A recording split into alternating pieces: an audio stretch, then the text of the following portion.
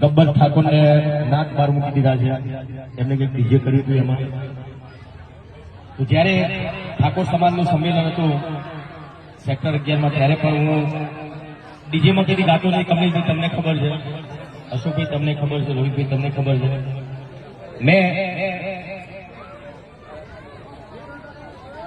એક વિનંતી કરી હતી જ્ઞાનીબેનને.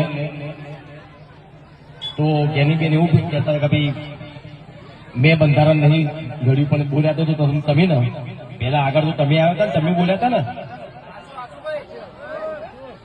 તો બધા બનાસકાંઠાના ઠાકોર સમાજના જે આગેવાનોએ બધું બંધારણ કર્યું છે, બરાબર છે, બંધારણ કર્યું. ઘણા બધા એવા ઠાકોર સમાજમાં ઘણા બધા એવા કુરિવાજો હતા જે બહુ સારું કામ કર્યું છે ઠાકોર સમાજના બધા આગેવાનોએ. પણ એના લીધે ડીજેના જે કલાકારો હતા બનાસકાંઠામાં બિચારા ઘેર બેસી ગયા. અને જે આગેવાનો બંધારણ કર્યું એ લોકોને ખબર નહીં ડીજે એટલે હું. ખબર છે કમલેશભાઈ? ના ના એવું કહેતા હતા કે ડીજે વગાડશો એટલે બધા ભેગા થશે, નાચી કુશન, દારૂ પીશે ને ઝઘડા થશે. એવું જરૂરી નહીં. કોઈ ઢોલ વગાડતો તો દારૂ પીનારો પીવાનું જ છે, ઝઘડા કરનારો ઝઘડો કરવાનો જ છે. તો ડીજે બંધ થવાથી સમાજમાં સુધારો આવશે એ વસ્તુ ખોટી છે. જે ડીજે બંધ થશે ને એટલે ઘણા બધા કલાકારોના બિચારા એ લોકોનો રોજગાર બંધ થઈ ગયો છે.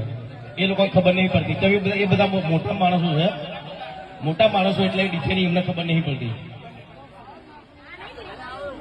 લોકો વીકો ગેવી રાખીને ડીજે લાયા હતા, એ લોકો ઘેર બેસી રહ્યા બિચારા. એક ડીજેમાં 15 કલાકારો કામ કરતા હોય, એવા બનાસકાંઠામાં કેટલા ડીજે છે? તો એક ડીજેમાં 15 કલાકારો કામ કરતા હોય તો કેટલા કલાકારો બીજા ત્યાં બે ઘર એમને કમાણી બધી બંધ થઈ ગઈ એમની. તો ચલો કઈ વાંધો નહીં, તમે ડીજે બંધ કરાવી દો. પણ જેના લોકોના ડીજે બંધ થયા છે એ લોકો ઘેર બેસી રહ્યા છે, એમનો રોજગાર આપો. તમે ચલો આપો, નોકરી આપો, કઈ ધંધો તમે આપો ને.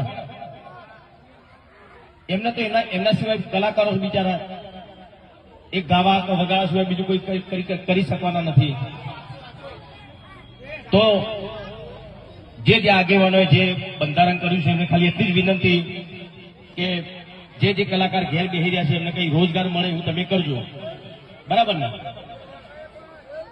ના, આપણા બાજુ ડીજે બંધ નહીં થવાનું. અને કોઈ બંધ કરાવવા આવો તો મને